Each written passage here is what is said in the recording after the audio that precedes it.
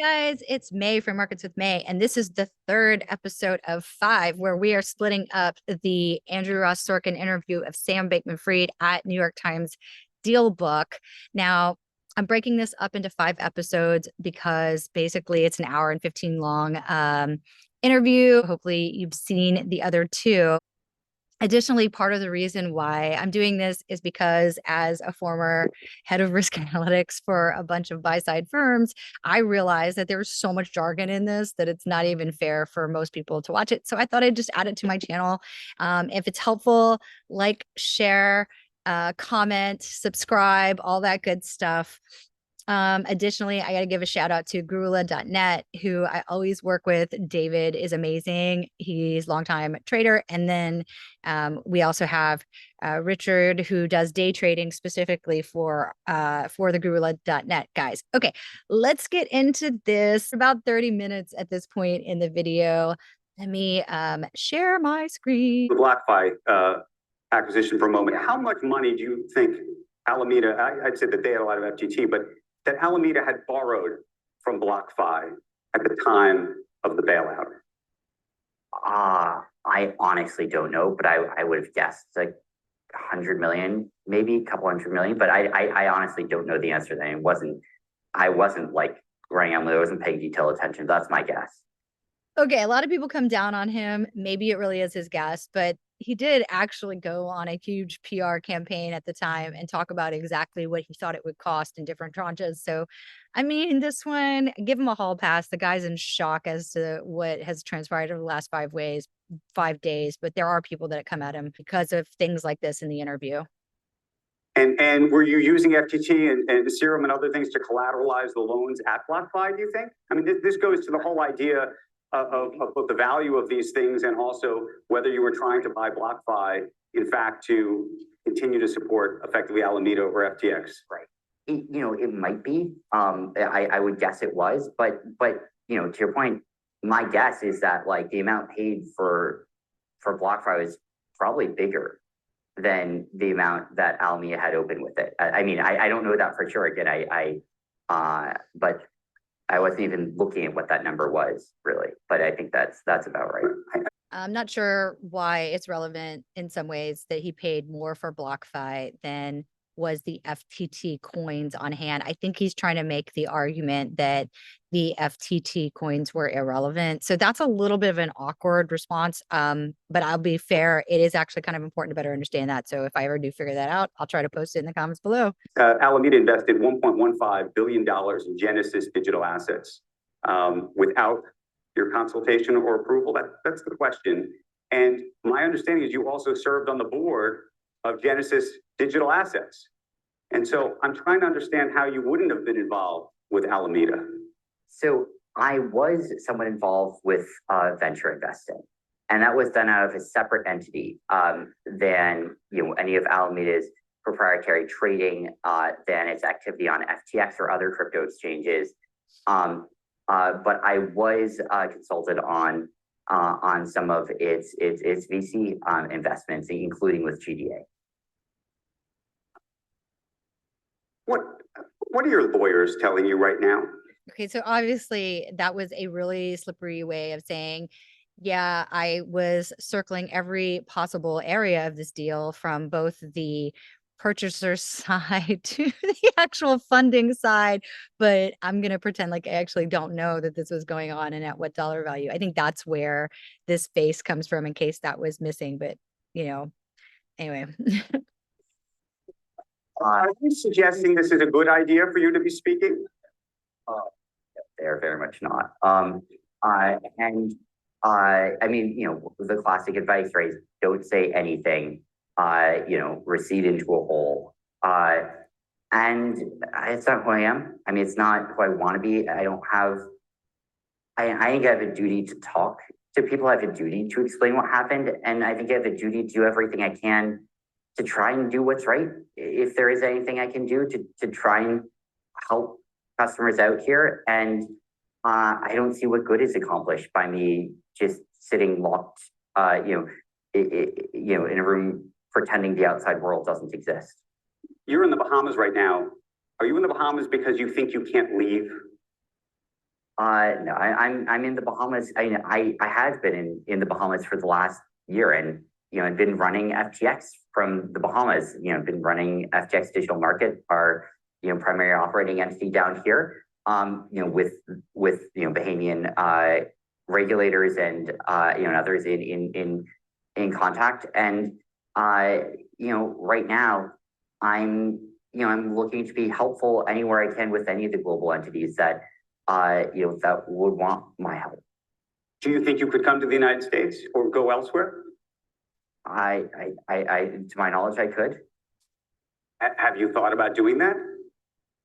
I've thought about it, and I mean, I've seen a lot of the obviously a lot of the hearings that have been happening. I would not be surprised if sometime I am up there talking about what happened to our representatives, or wherever else is most appropriate. How concerned are you about criminal liability at this point? Okay, so this is right there just has to do with a lot of the different immediate travel that happened during the period of time, and then his return to the Bahamas. And there's other folks that talk about extradition on the internet and why the Bahamas, etc. Man, I don't know.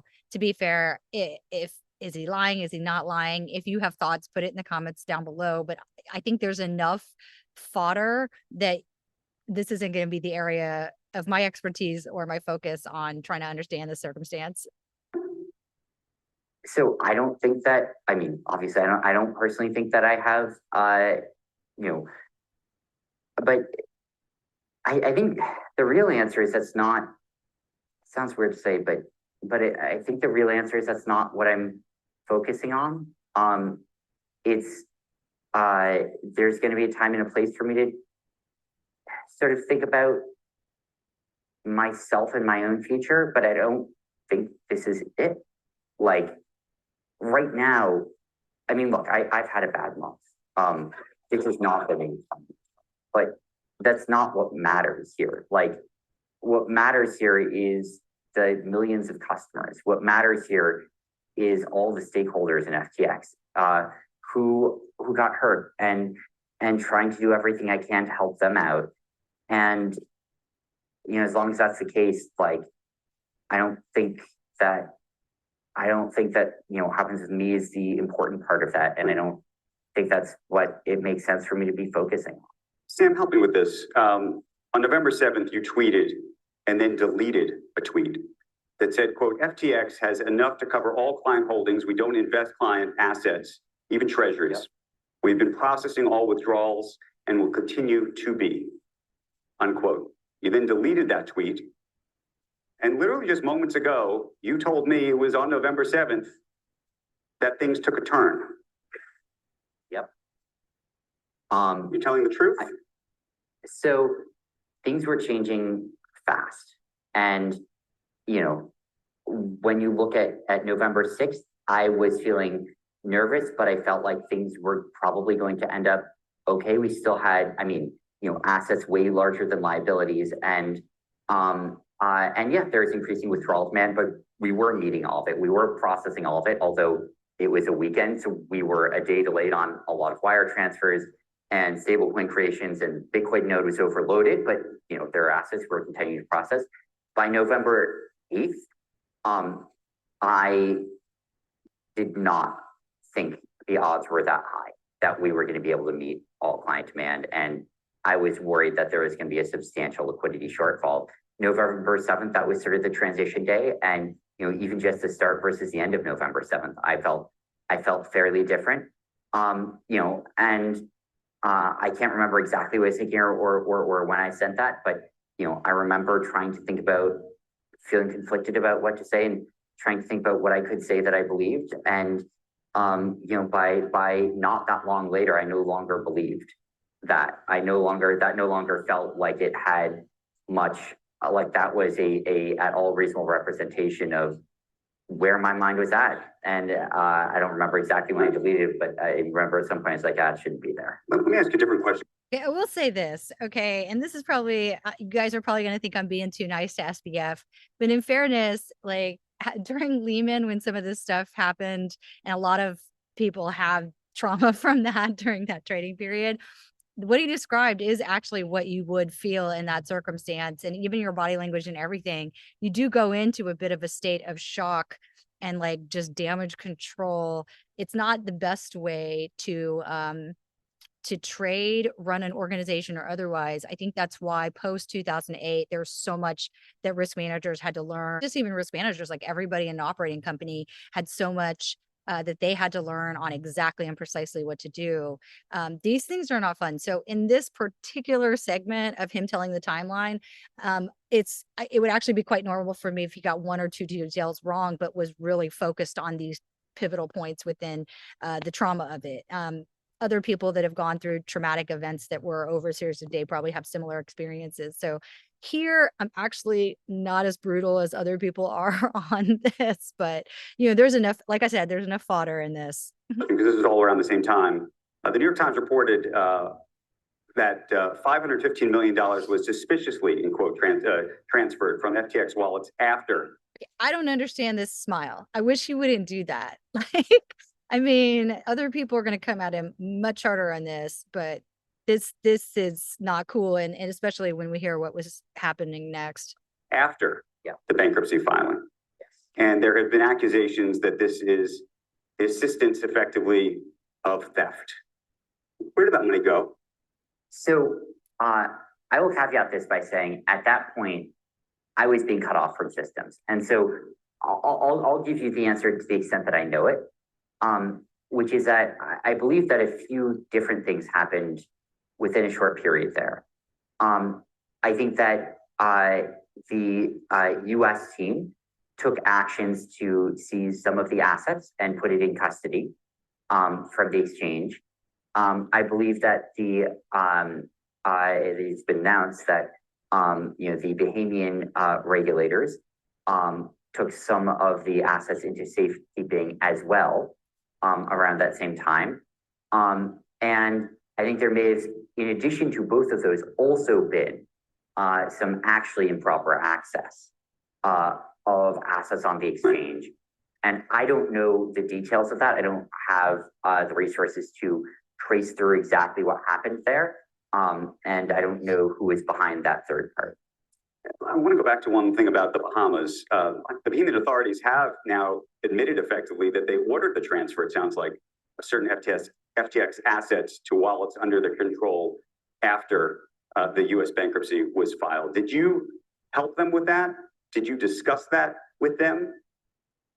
So I can't discuss specifics, but I will note that prior to Chapter 11 having been filed, the Bahamian authorities had placed FTX Digital Markets, the Bahamian entity, which is the primary operating entity of FTX International, under supervision of a JPL system in the Bahamas, with oversight from the Securities Commission of the Bahamas, and were, to my knowledge, taking actions to protect FDM's clients and customers there. Okay, so that didn't answer the question, right? The question was, did you help him or not? And he's kind of suggesting he didn't, but why don't you just answer the question? It's really, there's a lot of that in this, and I think that makes it really hard to sort through. But 1 second, I apologize for belaboring this point, but we were talking about FTX and the derivative piece of it earlier, and I had made a note earlier about this because you had told the Senate, so you were sitting in the Senate at the time, on February 9th, 2022, during a hearing, you said, quote, on FTX US derivatives, all of these contracts are fully collateralized. Was that true? Yes, and again, FTX US, to my knowledge, totally solvent. FTX US derivatives, totally solvent. And in fact, I believe FTX US derivatives, Ledger X, may even be up and running right now. I'm confused why FTX US is not processing customer withdrawals right now. I would think it should be, because I believe, to my knowledge, that it could be and could make all Americans 100% whole from this. So and FTX US derivatives, as I said there, doesn't even allow leverage of any sort. It was close to a spot trading platform. And so to my knowledge, all American customers and all American regulated businesses and exchanges here are, I think, at least in terms of client assets, are okay. Obviously, I don't know what's happened with, you make your own judgments about the enterprise value of those businesses, but over the summer, So let's actually unwind and unpack what he's saying, especially the last comment on the enterprise value, which is kind of an interesting way to say it. So what he's saying is that the entities were separated. They were being run as per whatever guidelines were relevant to the US, which probably was to separate these entities in their entirety, given what happened during Lehman, which was this complete free-for-all of having certain assets of certain citizens in one nation, and then the others are in the UK that are protected from bankruptcy in a way that's not consistent with how the US does it, et cetera. So he is answering as if that is the case, and that he doesn't understand why it would be the case that you can't get your money. Okay. What he said, though, at the very end is got 2 points to it. When he's saying he thinks that there would be a possibility that you could be completely solvent, remember it's FTX that is being completely unwind. If FTX is the thing that's causing the depression in the underlying asset values, then after we get past this, you still have your assets. They will be given back to you, and you can do whatever you want with them. And if you get a recovery in crypto because this was just a specific attack on him and the firm, then yeah, you might actually be in good shape. Now, that's very hopeful and optimistic. So it really gives you a sense for how optimistic he is, because the entire time that they're not giving back to you, you're just going to have to pray every day and night that those assets continue to increase in value, and that that's truly the scenario that is true to what will transpire going forward. Short of that, you're just going to sit there and absorb the volatility until this is resolved. The second thing he said, which is probably more relevant, you can argue what the enterprise value of that is, meaning there may be now liabilities against that equity value. Okay, so it may be the case that there's a way for a foreign entity to sue the assets that are held currently for FTX, even if they're client assets or whatever it might be. I'm not 100% sure. I think that's why the argument is there, but that also may be why, until all that can get sorted, folks aren't allowed to have their assets back. This is not a normal thing. It would be very straightforward if it was one of any other types of businesses in the financial markets that are more common. But again, it's not totally unprecedented. There might just be someone that knows the answer of that. That's really bankruptcy law. That's not going to be risk management knowledge, though.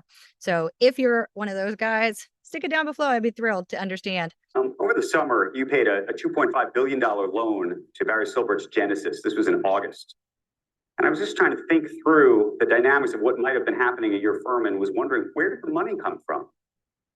so when you say you did that, I presume that that's Alameda Research that did that. Is that right? Yes, yeah, that's the case. So I don't have all of the details there, but my understanding is that, and I don't know exactly what's going on Genesis's side then, and I don't know now. But my understanding is I believe Genesis tried to call in a large number of loans from Alameda. I believe that happened, and that closed down a lot of positions that Alameda had opened with Genesis and other trading desks. And that was what I was thinking at the time. And that's, I think, what happened there. I also think that may have led to an increase of position size of Alameda on FTX in retrospect. You did an interview, I think perhaps inadvertently, over Twitter DMs with a reporter at Vox, and had spoken about ESG, also about what you described as the shibboleths of what it meant to look good in corporate America today. And that a lot of the things that you were doing were not necessarily things you actually believed or believed in. Can you speak to that? Yeah, absolutely. And it was a frustrating series. It was not meant to be a public interview. It was a longtime friend of mine who I stupidly forgot was also a reporter. I thought I was speaking in a personal capacity. I'm not sure what they thought the capacity was at the time, but it certainly ended up being reported on. And I think what I'd say is, look,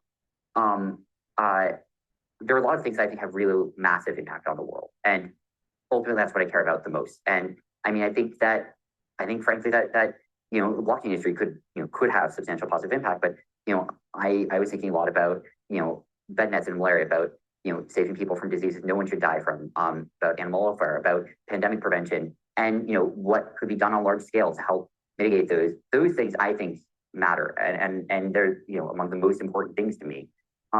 Separately from that, there's a bunch of bullshit that regulated companies do to try and look good. And these are things that everyone who does them basically knows they're kind of dumb, that these are not things that are making large impact on the world. These are not looking at saving thousands of lives. These are the kind of like, if like 3 different quarterbacks throw a touchdown in the same game for the same team, we'll donate 2 used cars to charity type campaigns, where it's not going to happen. It's never happened. There's no expectation of a car getting donated.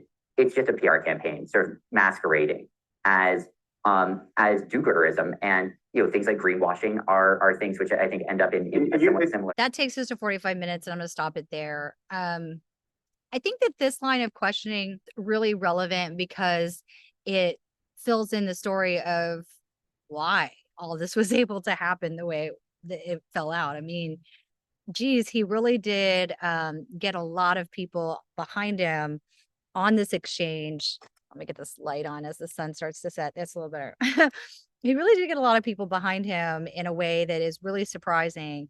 This do-gooderism in particular, given how much money went to last year's campaign, which then the next section starts about, is kind of important if this is more interesting to you from a legal perspective, because it's really going to flesh in and fill out whether he is just a kid that got in way over his head, which it looks like is why we're doing all this, or whether he is a mad genius sociopath. Oh my goodness. Or somewhere in between, quite frankly.